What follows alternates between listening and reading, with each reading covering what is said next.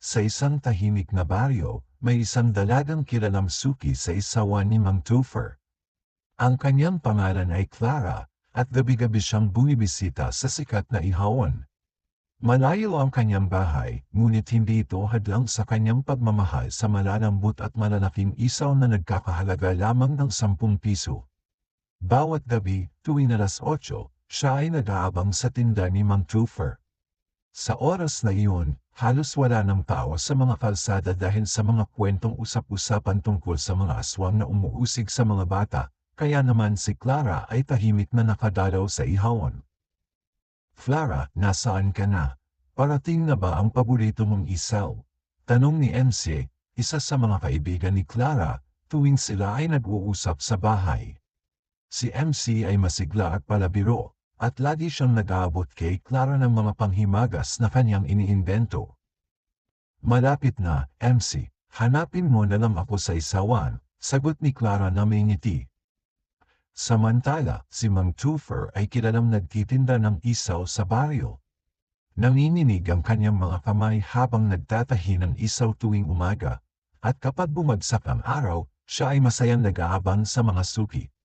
Ngunit isang araw, nagkasakit si Mang Topher at hindi na siya nakapagtinda. Unti-unting naubos ang kanyang isaw at nag-alala ang mga tao sa bayan. Walang ibang makakatulong sa kanya kundi ang apo niya, si Patrick, sabi ni Noe, isa pang matalik na kaibigan ni Mang Topher. Kailangan niyang umuwi mula sa Maynila.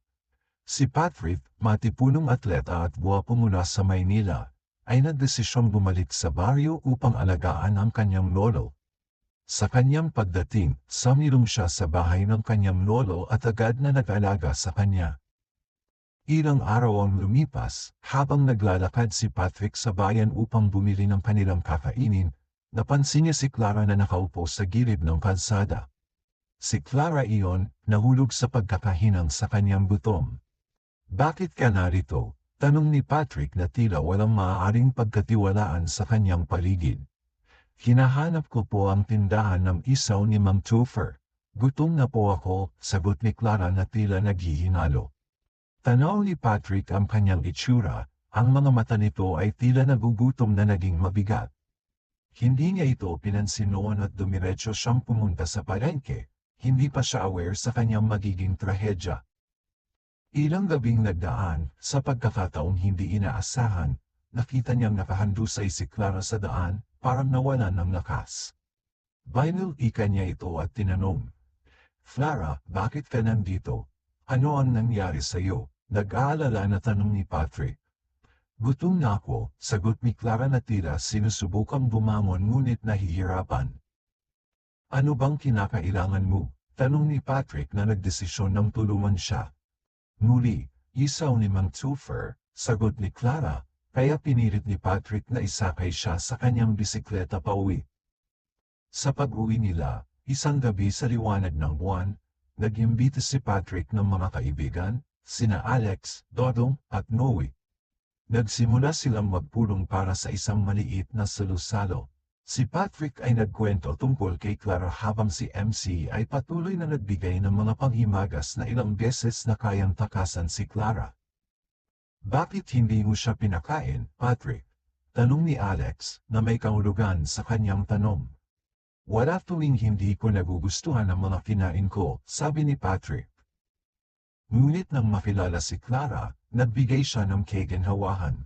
"Ang mga tao ay hindi tumatakbo, Patrick," sabik na sagot ni Clara.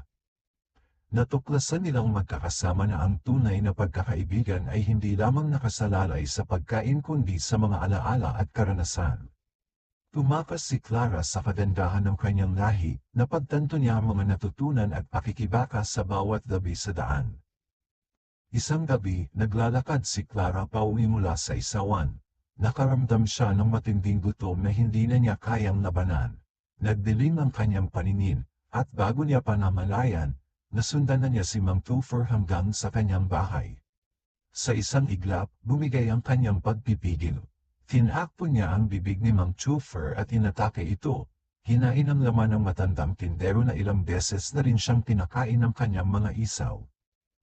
Nang matauhan, Natagpuan ni Clara ang sarili na puno ng dugo, habang si Mang Toofer ay wala ng buhay sa harap niya.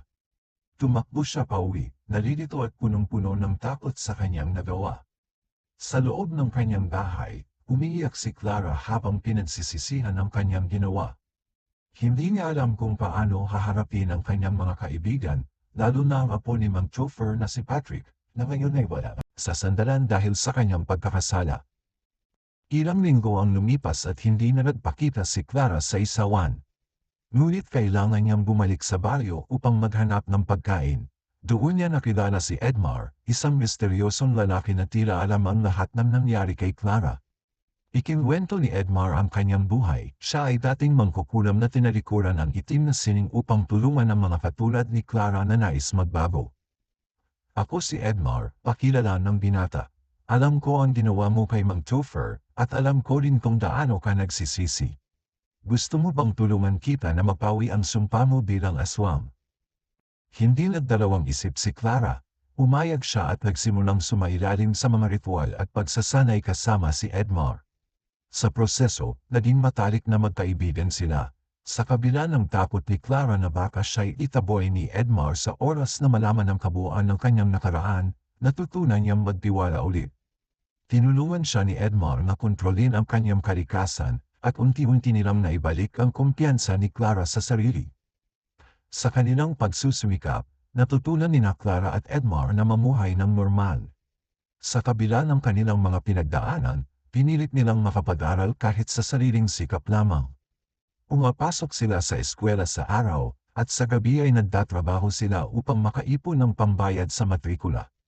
Nagtayo rin sila ng isang maliit na negosyo, isang karinderya na sikat sa baryo dahil sa masarap na lutong bahay. Si Clara, na dati hirap maghanap ng lugar sa mundo ng tao, ngayon ay isa ng respetadong miyembro ng kanilang komunidad. Ngunit sa kabila ng kanilang tagumpay, alam ni Clara na hindi kailanman mabubura ang kanyang nakaraan. Ang alaala ng kanyang ginawa kay Mang Toofer ay palaging bumabalik tuwing gabi, lalo na kapag naririnig niya ang mga usap-usapan tungkol sa misteryosong pagkawala ng tindero. Naging mas maingat si Clara, laging bumabalik sa mga itinuro ni Edmar upang matiyak na hindi na siya muling gagawa ng masama. Isang gabi, habang pauwi si Edmar mula sa trabaho, nakatagpo siya ng isang grupo ng mga manghuhuli ng aswang. Inusig nila siya, inakusahan ng pagiging aswang dahil sa pakikipagkaibigan kay Clara.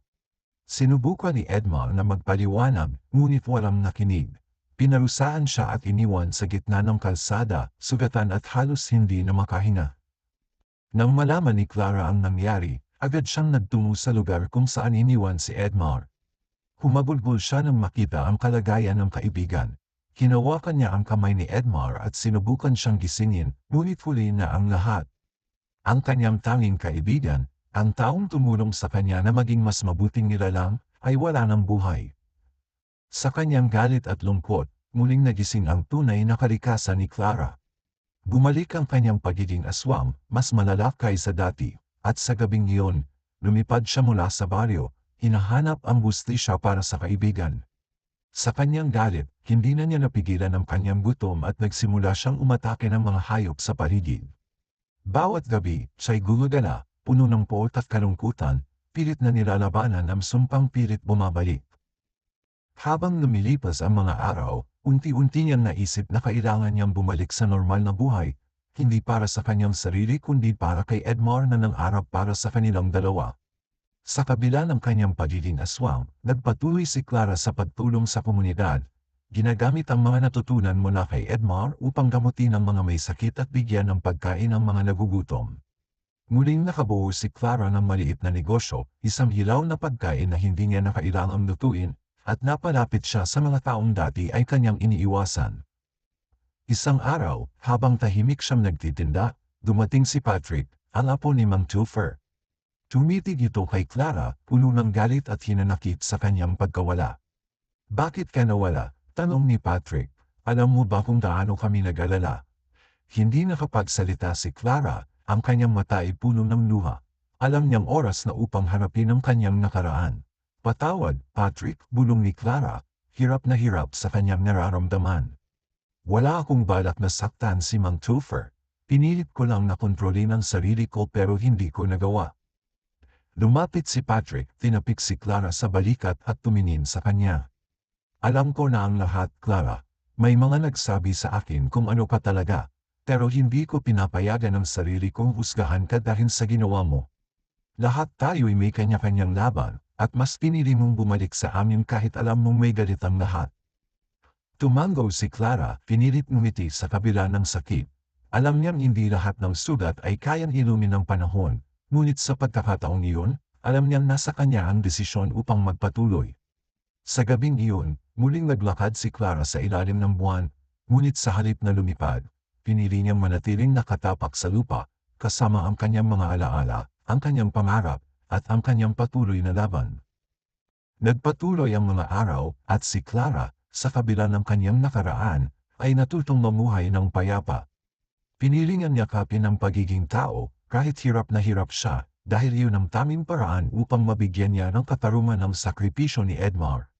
Sa kanyang puso, alam niyang si Edmar ay kasama pa rin niya, patuloy na gumagabay sa bawat hakbang na kanyang tinatahak. Ngunit ang kanyang kaligayahan ay hindi nagtagal. Isang gabing tahimik, nang umuwi si Clara mula sa tindahan, napansin niyang may mga anino sa likod ng mga puno, tahimik na nagmamatsyag. Sila ang mga manghuhuli ng aswang, at sa pagkakataong iyon, alam na ni Clara na dumating na ang oras ng kanyang pagbabayad. Alam namin ang totoo, Clara, sabi ng pinuno ng grupo habang unti-unting lumalapit. Hindi ka na makakatakas pa. Tumingin si Clara sa langit, naramdaman ang lamig ng hangin sa kanyang balat. Hindi siya tumakbo, hindi siya lumaban.